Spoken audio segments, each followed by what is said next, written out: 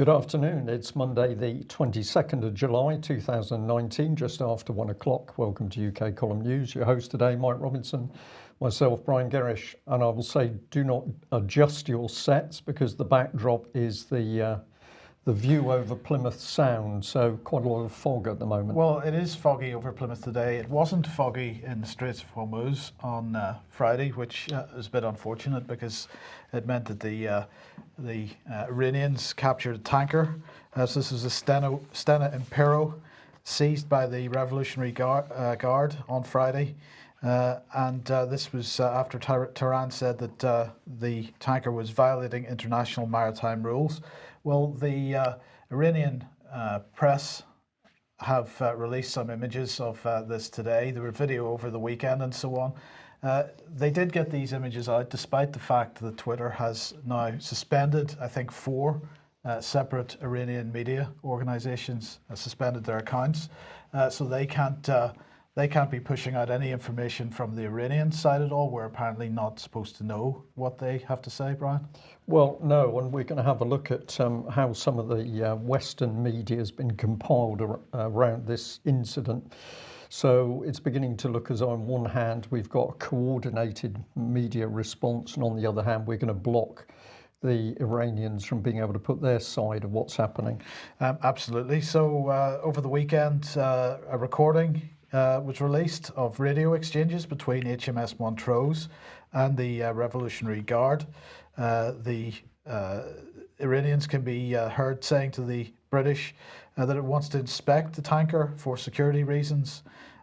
Well, that tanker was seized, and the UK mission to the United Nations New York, on behalf of the UK government, sent a letter to the President of the United Nations Security Council setting out the facts of the incident. So this is the rapid response mechanism at work here, because of course, if you remember back in June last year, yes, June 2018, Theresa May was at the G7 conference in Canada and arranged with all the other G7 countries that they would agree a narrative and that they would make sure that that narrative was presented at every opportunity. Now, of course, the Iranians themselves saying that this was a tit-for-tat incident to retaliate against the fact that the Royal Marines had helped seize the Grace 1 off the coast of Gibraltar. That was earlier in July. And Jeremy Hunt, of course, had stuff to say about this. He had a fairly long conversation with the Iranian Foreign Minister, Javad Zarif, on Saturday. Hunt says it was clear from talking to him and also statements made by Iran that they see this as a tit-for-tat situation following Grace 1 being detained in Gibraltar. Nothing could be further from the truth, said Hunt. Grace 1 was detained legally in Gibraltar because it was carrying oil against EU sanctions to Syria, and that's why Gibraltarian authorities acted totally with respect to due process and totally within the law. He said that the Impero was seized in Omani waters in clear contravention of international law. It was then forced to sail to Iran. This is totally and utterly unacceptable. He went on to say that this was clearly in contravention of sorry, that's the one I've just shown. This was the next statement he made, that he will stay in close contact with his French and German counterparts, because over the weekend he was on the phone to them, and the rest of it is, I think, slightly speculative, because EU defence is at the core of his thinking for the future relationship after Brexit. I think that's absolutely the case, but nonetheless, he did speak to his French and German counterparts, and they basically said that they were very concerned and that they were continuing to work together to deal with the situation. Now, how Britain is going to actually deal with that, of course, remains to be seen.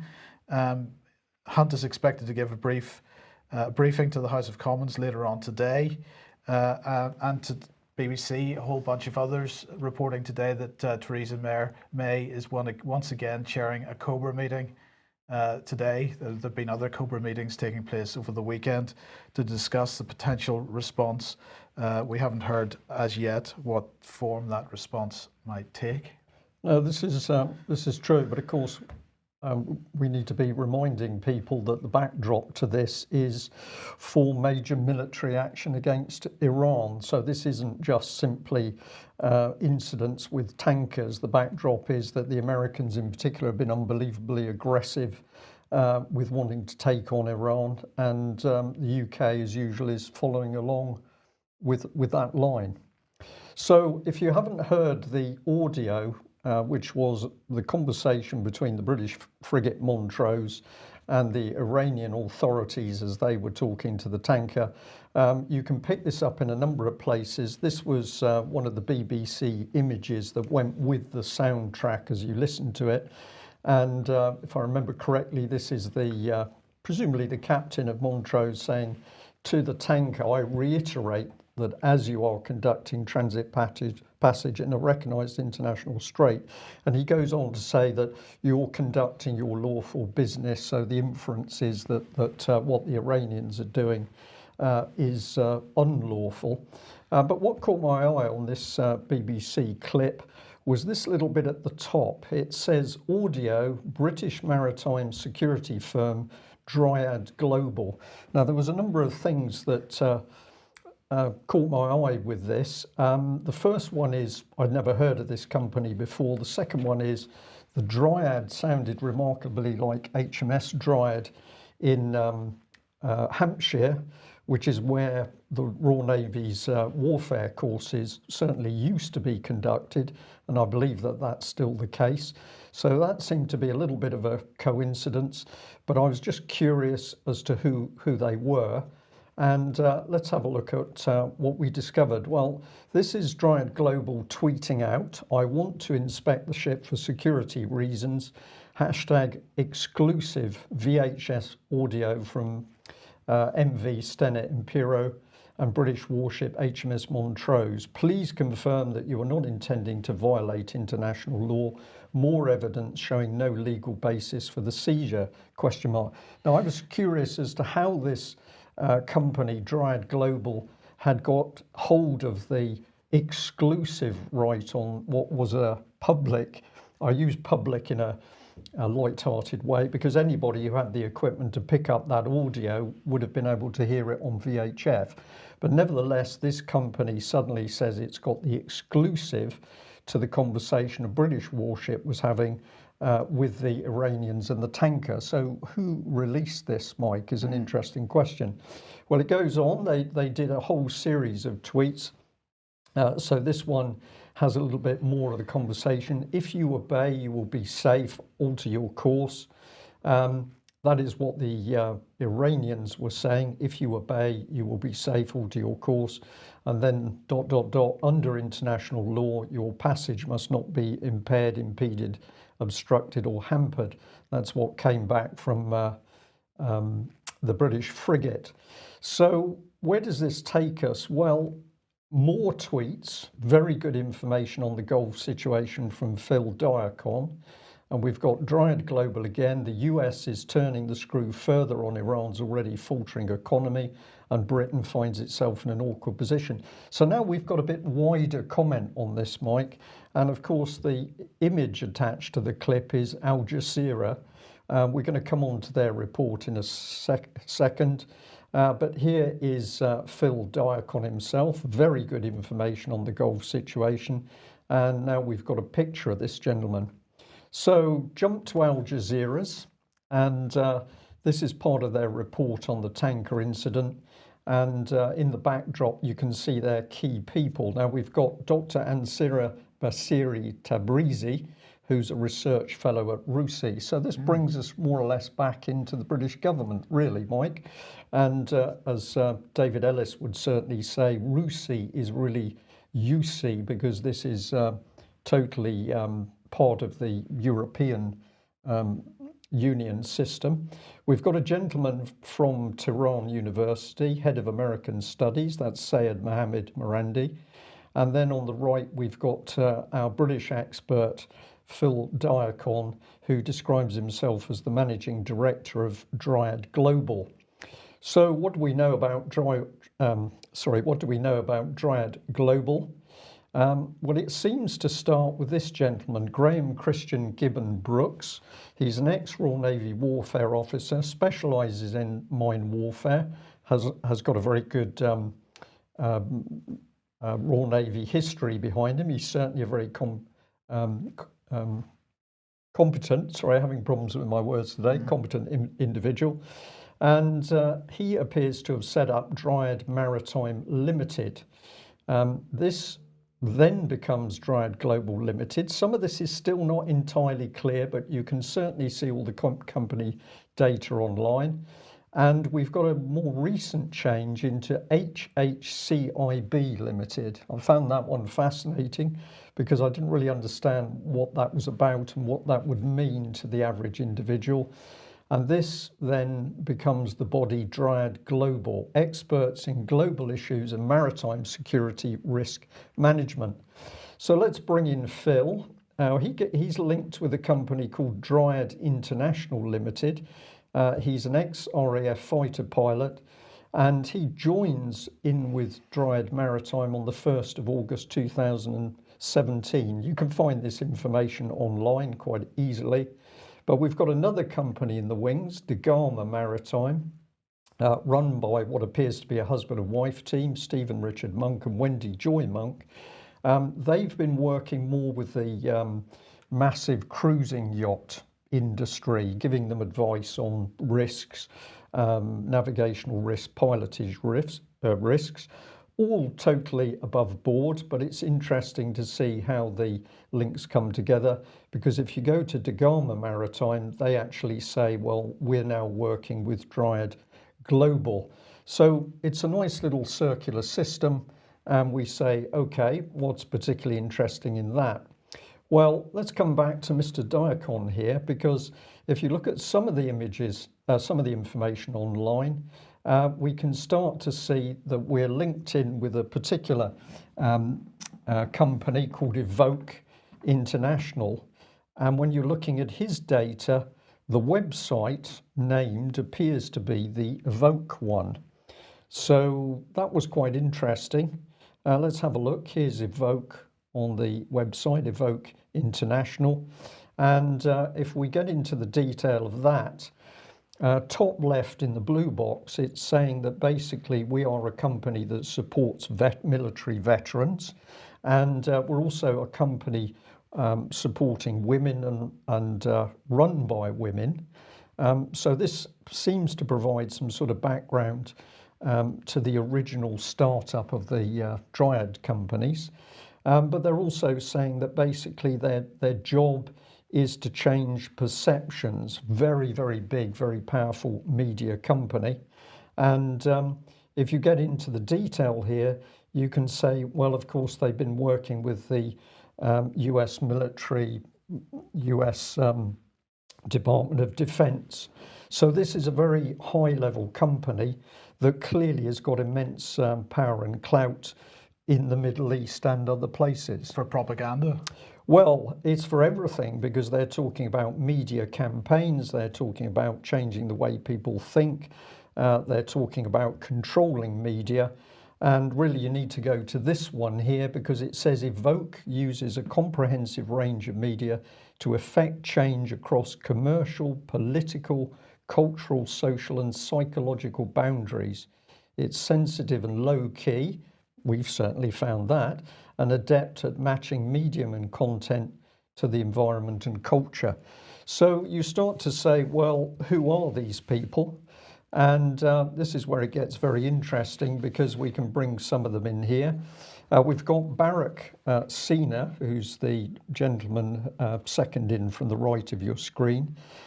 So Middle East Research Fellow at the Royal United Services Institute.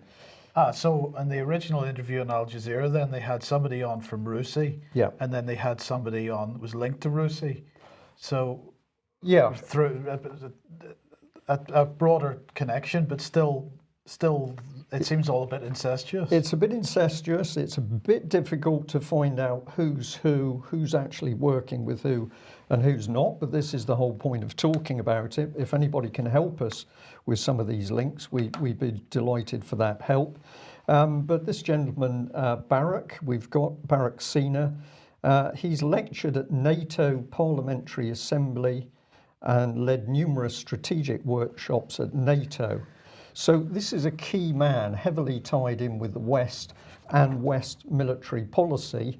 But now we're beginning to wonder whether this is an organisation helping set the scene for the media reporting as to what's happening with the tanker. He was instrumental in helping to found the Henry Jackson Society. And of course, he's been a journalist speaking on the BBC, Fox News, Voice of America, etc., etc. So that's all very interesting. Let's bring in another couple.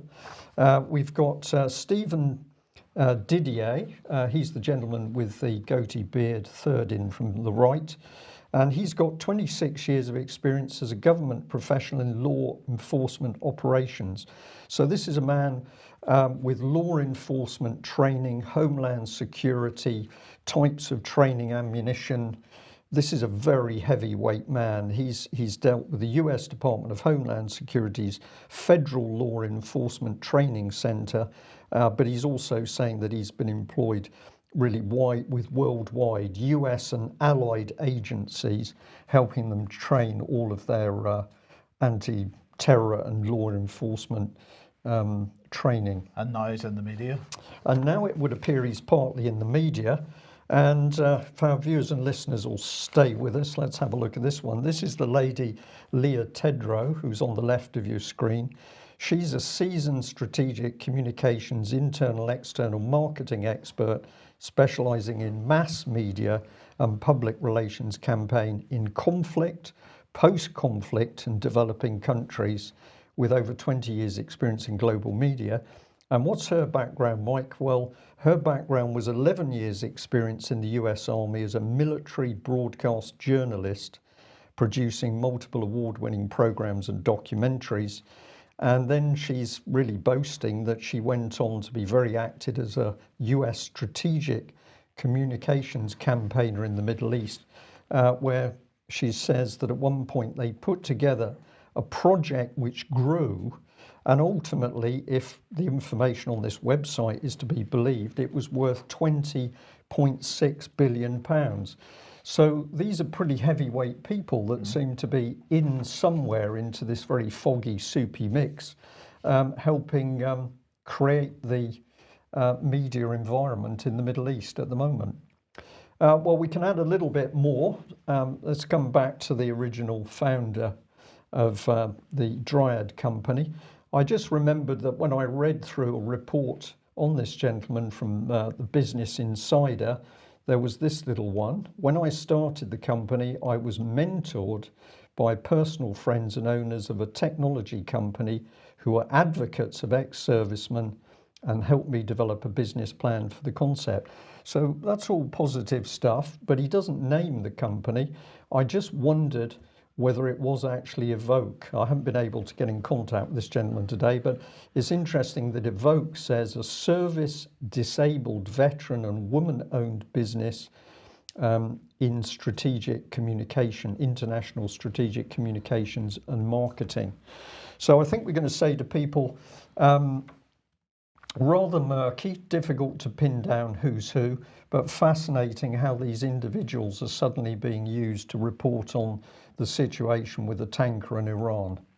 Now, earlier you suggested that Britain was following along behind the US policy on this, and I do question whether that's the right way to look at it, actually, because what you've presented seems to be that we're attempting to drive this narrative at the moment. We're well in the forefront on that, Mike, without question. Absolutely. So, but you know, again, we come back to this issue of Iran and the United States and the sort of the two-faced nature of the Trump administration, because of course, as you say, some people within that administration being very aggressive against Iran. But the question is Trump actually still aggressive against Iran? Politico last week reported this: Rand Paul angles to become Trump's emissary to Iran. And on the 18th of July, was that Thursday last week, Trump denied this Politico story, he said that he and Rand Paul had not been planning for Rand Paul to meet the Iranian foreign minister on his behalf and so on. But by the weekend, that position had changed, because this was remarks by President Trump before Marine One departure on Friday, I think. In this, Trump had decided to change his tune, because he was asked, what does Rand Paul want to do for you on Iran, or what do you want him to do? And Trump said, well, Rand is a friend of mine. He said, Rand asked me if he could get involved. The answer is yes. And other senators asked me to get involved. I'd probably say yes, depending on who they were. But he certainly said yes to Rand Paul. And according to AL Monitor here, Iranian foreign minister has met Rand Paul in New York to feel out possible US-Iran talks. So we'll see what happens with this, but certainly the initial denials from Trump that Rand Paul was involved with this have turned out to be not the case, and he's finally changed his tune on that, but we'll see where that goes. Okay, well, one of the places it might go is to military matters, because the Daily Mail highlighting that we've now got, not surprisingly, more retired admirals saying, well, actually, part of the problem with what's happening in the Gulf at the moment is that the Royal Navy simply does not have enough ships to do the job. And although they're talking about a second frigate being sent to the Gulf, the reality is that frigate is supposed to take over and relieve Montrose. But at the moment, it could be that we're going to increase the number of frigates in the Gulf to 2. But this is going to put the Navy under immense pressure, because basically there aren't enough ships. And part of the Mail article is this little infographic. So it's got the present day situation at the top of that graphic. Aircraft carriers cost $3 billion. Problems, no fast attack jets. Destroyers 6. Brackets 4 in maintenance. Now, we actually know that of the Type 45s destroyers they're talking about, there have been periods when all 6 of them have been out of action. Frigates 13, 6 in maintenance, similar disastrous situation. Submarines 10, well, that's a little bit disingenuous, because 4 of those are the bombers and 6 of the Astute class. Lots of problems with the Astute class. Then we're going back to the Falklands era, 1982, 4 aircraft carriers, 13 destroyers, 47 frigates. So this is the fleet slaughtered in order to get parity to bring in EU Defence Union. But of course, they've cut too much, and now they can't run the policies they'd like to. But if we summarise a bit, we've got aircraft carriers with no aircraft. They're not expected to have those aircraft on board the carrier till well into next year. We've had a little flooding problem on board the carrier. We've got Type 45s. We've had periods with none of them operational, many problems at the moment, and one alongside permanently. We've got Type 45s that can't operate in warm water, so presumably the Gulf's a bit of a problem there, Mike. We've got masses of submarine defects and poor availability, and then of course we can't recruit the people we should have. So this is all pointing to effectively breakdown of the British military. But of course what they're focusing on here is the actual hardware. I don't know whether they said anything about staffing, Brian, because isn't it, aside from the, well, apart from the comment about recruiting shortages, but isn't it the case that in order to properly staff the aircraft carrier, they have poached staff from other ships? That's correct, Mike, and that's happening with the amphibious ships as well, that they haven't got enough to keep all of those ships at sea, so they simply move people around, whilst basically the Ministry of Defence is not telling the general public the truth about what's happening. But interestingly, this article led us somewhere else. Let's have a look, because if you followed it down online, you came to this sub-headline, Choke Point Charlie, patrolled by 2,000 Iranian speedboats, why the Strait of Hormuz is one of the world's most chaotic and volatile shipping channels. When I see that headline, I thought this is spin, but we carried on reading through. So we've got some pretty exciting graphics showing where the tanker was taken into the Iranian port. The Royal Navy's nickname for the strait is Choke Point Charlie.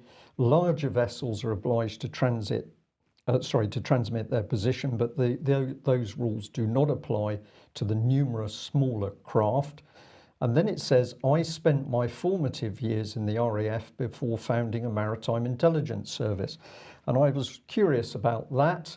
I'll just give you this graphic because what are we doing now? We're ramping up towards more of a wartime scenario, getting in people's minds that this is a real crisis where the military are being ramped up.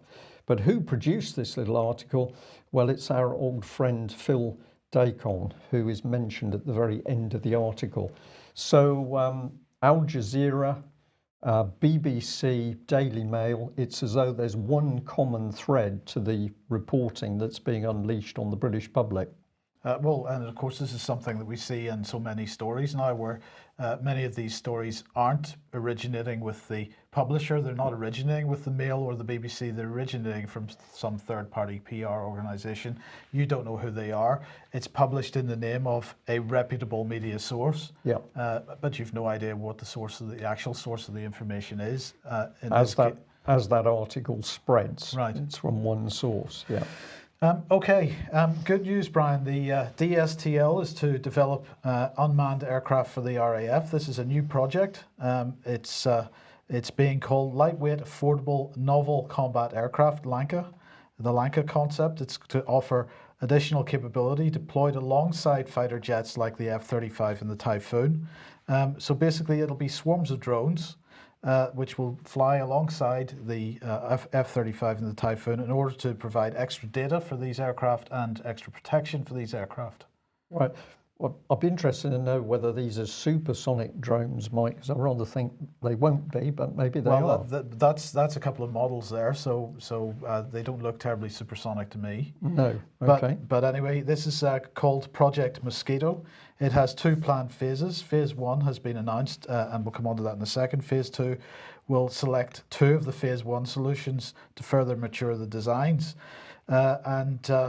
So under LANCA, a technology demonstrator project known as Mosquito has awarded contracts for Phase 1 of the work, and that's going to produce preliminary system designs for an unmanned air vehicle, an assessment of the key risk areas and cost capability trade-offs for an operational concept. That's good stuff, good language there. Initial test flights of the demonstrator air vehicle are going to take place as early as 2022. And the contracts have been awarded to teams led by Blue Bear Systems Research Limited, Boeing Defence UK Limited, and Callan Lentz, which is a team called Black Dawn, which includes Bombardier Belfast and Northrop Grumman UK Limited. So another consolidated defence contractor type contract going on here, where multiple companies all coming together to build what? Some drones that are going to fly along F-35s.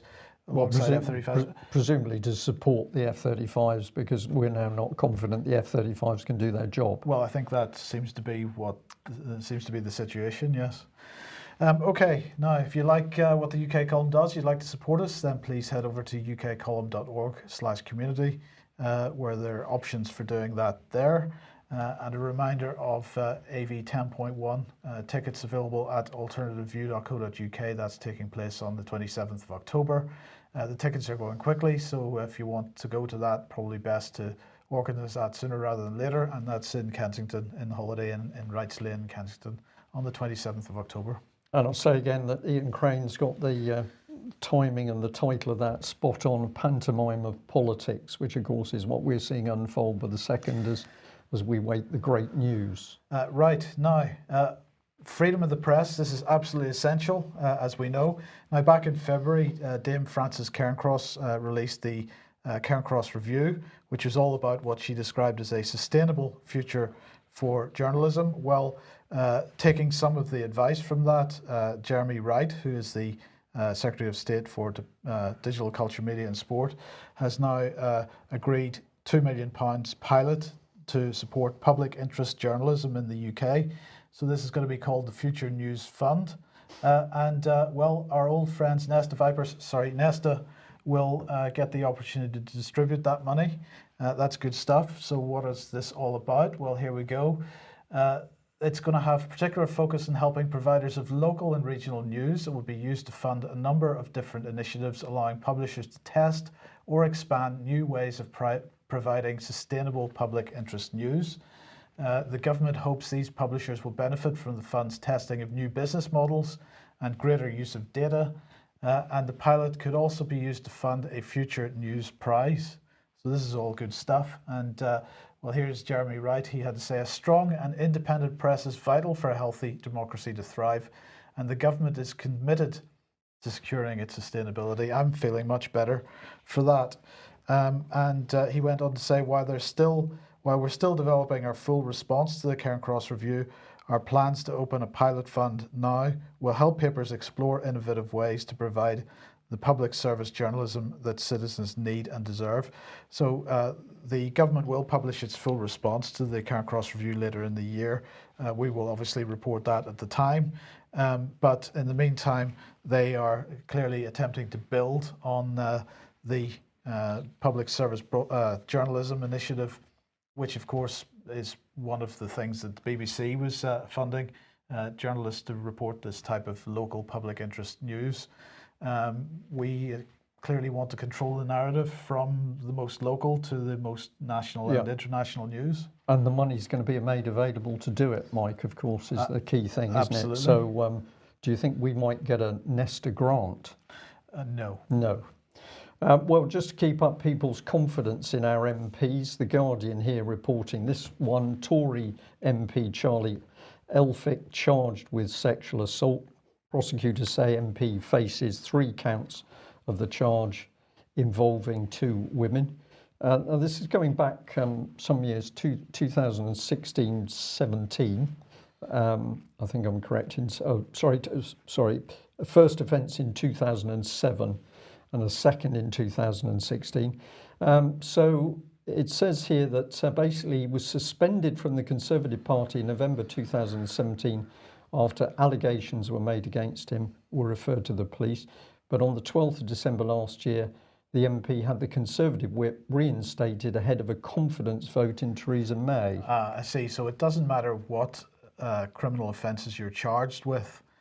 If it suits them to reinstate the whip because they need to try and get a vote through, then that's what's going to be done. Indeed. And I just encourage people to go to The Guardian and read this article because what you will see is that the Crown Prosecution Service has been threatening anybody who dares report you could possibly stop this man getting a fair trial. So this is not stated once. There's 3 lines where the CPS is saying you need to be very careful what you say around this. So I just wonder why this gentleman is getting quite such a vociferous response from the CPS when, of course, other people seem to get almost negligible comment. Okay, now the government is very concerned about how we confirm our identity online. And so they want to do something about that. They have launched a call for evidence, which is asking for views on how to improve the way people and organisations can digitally verify identities. So there's a pilot going to be launched to help organisations check people's identities for services such as loans or credit card applications. This call for evidence is going to explore the role of government, whether the government should be providing this as a service to companies and so on. We'll be glad to know that the government has said that while they're going to make it easier for companies to access data, for example, your passport information and so on might be a way to validate identity, that companies aren't going to get direct access to the data. They're just going to be able to make a submission and ask for a yes or no answer about whether this is the correct person or not, right? So you don't need to worry about your personal information being given away to third parties. By cutting down on the need for physical documents, which could be misplaced or stolen, they hope to reduce fraud as well, so this is fantastic. Reports suggest that unlocking the value of digital identity could add 3% to GDP by 2030, positioning the UK as a world-leading place to develop cutting-edge innovation. Jeremy Wright is back again, and he said these new proposals could make it easier for people to prove their identity without compromising their personal information, and for businesses to conduct checks on a safe and secure way. So that is fantastic stuff. They said that, as I say, that no organisation would be given access to government-held data. Identity providers would simply get a yes or no. But in the meantime, they're asking for submissions of views on this. And so once again, I suggest that people, if they have views on this, search this out and make their views known.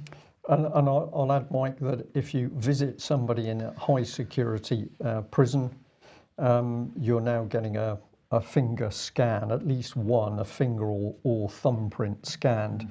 So you are visiting, you do not have a criminal record, you've never broken the law, but the government is going to take your biometric data as an excuse for your visit for the whoever the person in prison is. Interesting system. Okay, the Canary has published this today. Fresh testimony from Labour members could blow Panorama's anti-Semitism claims wide open. Now, of course, there's never been any evidence whatsoever, has there, Brian, that Panorama has ever perhaps not told the entire truth? Well, it is part of the BBC organisation, Mike, so I think we would have to say almost certainly there would have been problems with Panorama. Well, anyway, Panorama has published this documentary on Labour anti-Semitism, and so the Canary here saying, on the 10th of July, BBC Panorama aired its documentary, Is Labour Anti-Semitic? Since broadcasting, Panorama has received criticism from the Labour Party, which claims the programme was biased and misrepresented information. Despite this, the documentary's producer, John Ware, defended the programme in The Guardian on the 14th of July. But sources from Liverpool's Riverside constituency Labour Party have provided the Canary with new evidence they believe challenges the account of one of Panorama's whistleblowers, Ben Westerman, a former Labour Party investigations officer from 2016 to 2017. And the evidence that they present is recordings from an interview that Mr. Westerman had referenced while he was speaking to Panorama. He claimed in the Panorama programme that he was asked at a Labour Party meeting, he was asked where he was from. Are you Israeli? And so this was one of the bases of the claims that the Labour Party has an anti-Semitism problem. But the recording of that interview doesn't seem to bear this out. The recording of the interview, according to the Canary, shows, and you can listen to it on the Canary's website, shows he was asked which Labour branch did he belong to. There was no mention of Israel whatsoever. Now, if we understand, we appreciate that the Canary is pro Jeremy Corbyn, so we say that, but this seems like a fairly well researched and reasonable article, and if it's true, then Panorama once again has more questions to answer. And of course, we also remind people about the other questions that Panorama has to answer, which is with reference to their Saving Syria's Children documentary. And of course, if you do a search on your search engine of choice for Robert Stewart and Saving Syria's Children, you can find his website on that. And I do recommend that people do that and support Robert and his efforts to get the lid off whether Panorama was breaking any rules or not whenever they produced that documentary as well. So Panorama definitely has some questions to answer. Yep. More good news because Dame Sally Davies has released her final ever annual report of the Chief Medical Officer because, of course, she's leaving that role in the not-too-distant future. And in her final report, she is outlining, apparently, the UK's leading role in global health and highlights the need to share international knowledge and experience. So this is good stuff. It makes clear, apparently, that by focusing purely on domestic health, we risk failing to control the shifting tide of global threats. Diseases and their determinants do not respect international borders. Ebola, antimicrobial resistance, and widening health inequalities are already presenting significant challenges. And so Dame Sally, very keen that we think global on this. Of course, hashtag Global Britain is all part of this picture.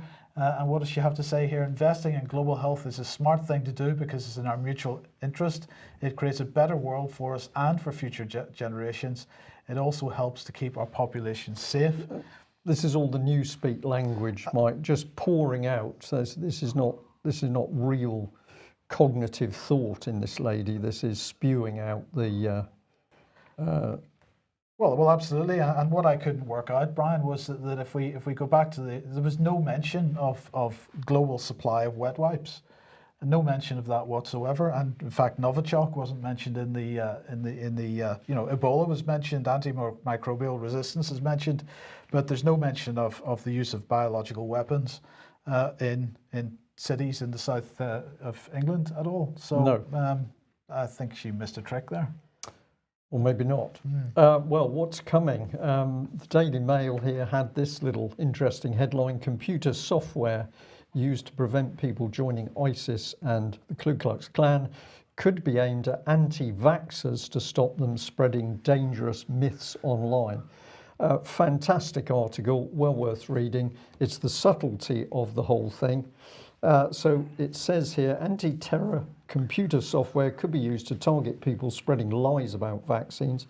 The program, which finds at-risk people through their online searches and Facebook posts, is being adapted to help stop the spread of anti-vaccination myths.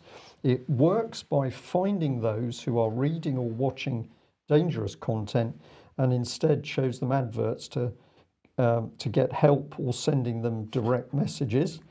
People reading anti-vax conspiracy theories could instead see pop-ups with reliable information about immunization, or they could be offered counselling. So it finds at-risk people. So we've got an algorithm that's going to trawl through what you're doing and looking at and decide if you're at risk. That's a huge threat to civil liberties, in my opinion. And then it's going to decide, is it AI deciding this or a person? I suspect it might be AI, whether we're watching dangerous content. And if it decides that we're watching dangerous content about vaccinations, then it's going to, what was that expression? Offer us counselling.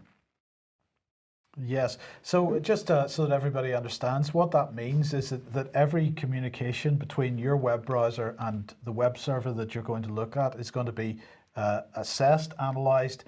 It's going to be, in fact, changed in transit. So what we're effectively saying here is the government operating a man-in-the-middle attack between you and the third party that you're looking at, with a view to changing your mind about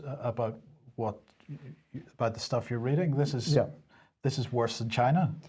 Worse than China, because of course it's all done by deceit, whether at least we know there's a communist government in China.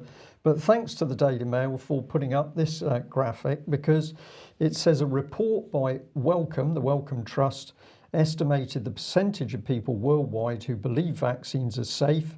People living in Europe have the lowest level of faith in immunizations, whilst those in the east of Africa and South Asia are most likely to believe they work. Now that's quite an interesting spread of opinion there, but they go on to say that common anti-vax theories include that the jabs don't work or give people the disease they're supposed to protect against, that the drugs contain dangerous heavy metals, or even that one of them is linked to autism. All are regularly debunked, and vaccines have been proven to be safe over decades and save millions of lives. Nothing to back this claim up, of course. Tackling the spread of these myths, which is sped up by social media, is becoming an increasing priority of the government in the UK. So there you are. If you start to question and research the dangers of vaccines, you're going to be picked up by sort of anti-terrorism legislation, but they're going to offer you counselling at some stage. So presumably you're going to end up in the psychiatric gulag trying some of the injections if you dare question it.